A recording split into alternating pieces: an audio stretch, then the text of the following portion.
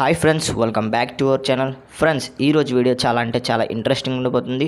చూసిన ప్రతి ఒక్కరు కూడా లాస్ట్ వరకు చూసి వీడియో లైక్ చేసి షేర్ చేసి మన ఛానల్ ఖచ్చితంగా సబ్స్క్రైబ్ చేసి పక్కన వచ్చిన బెల్ ఐకాన్ అయితే క్లిక్ చేయండి. ఇలాంటి ఇంట్రెస్టింగ్ వీడియోస్ చేయడానికి అయితే నాకు బూస్టప్గా ఉంటుంది. మీరు మిస్ అవ్వకుండా చూడొచ్చు అనమాట.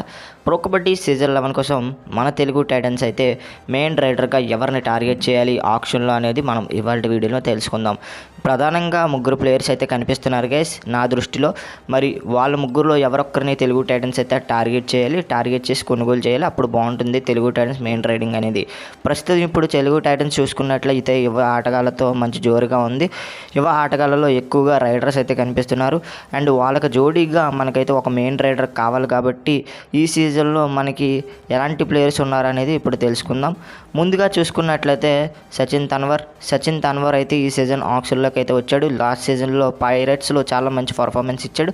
బట్ లాస్ట్లో మనకి ఇంజురీ కాల్సెన్స్ అవ్వడం వల్ల అతన్ని ఆక్షన్లో వదలడం చూసాం.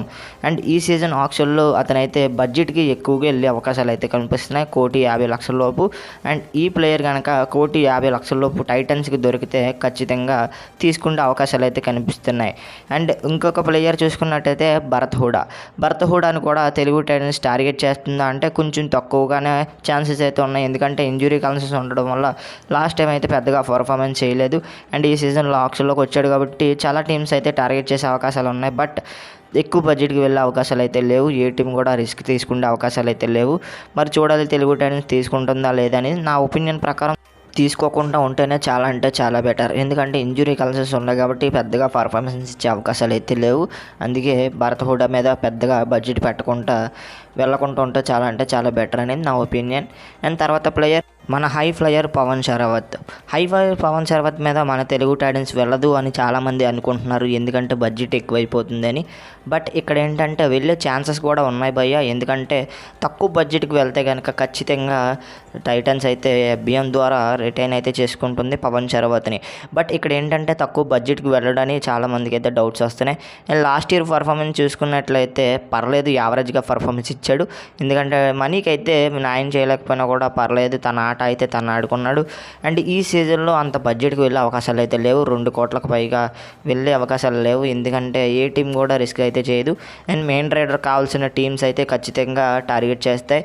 అండ్ టీమ్ సెట్ అయిన లేని టీమ్స్ అయితే మనకు పవన్ షరావత్ అయితే ట్రై చేయరు.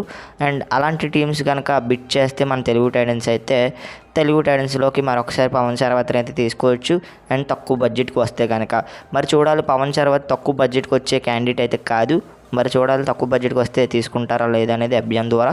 అండ్ మనం అనుకుంటే కాదు, కృష్ణ కుమార్ హుడా గారు మనకి ఏ ప్లేయర్స్ని తీసుకుంటారనేది ఆయన ఇష్టం. ఆయన థాట్స్లో ఏ ప్లేయర్స్ ఉన్నారనేది ఇంకా తెలియాల్సి ఉంది. అండ్ ఇందులో వీళ్ళ ముగ్గురులో తెలుగు టైటన్స్లో ఎవరు ఉంటే బాగుంటుందో మీరైతే కామెంట్ చేయండి భయ్య. మెయిన్ రైడర్గా వీళ్ళైతే నాకు కనిపిస్తున్నారు. వీళ్ళలో ఒక్కరినైనా తెలుగు టైటన్స్ టార్గెట్ చేస్తే బాగుంటుంది అనేది నా ఒపీనియన్. అండ్ భరత్ హూడా మీద కూడా పెద్దగా బడ్జెట్ పెట్టకుండా తక్కువ బడ్జెట్ కొనుక్కుంటే బెటర్ అనేది నా ఒపీనియన్. అండ్ వీడియో నచ్చితే లైక్ చేయండి, షేర్ చేయండి, మన ఛానల్ ఖచ్చితంగా సబ్స్క్రైబ్ చేయండి ఫ్రెండ్స్.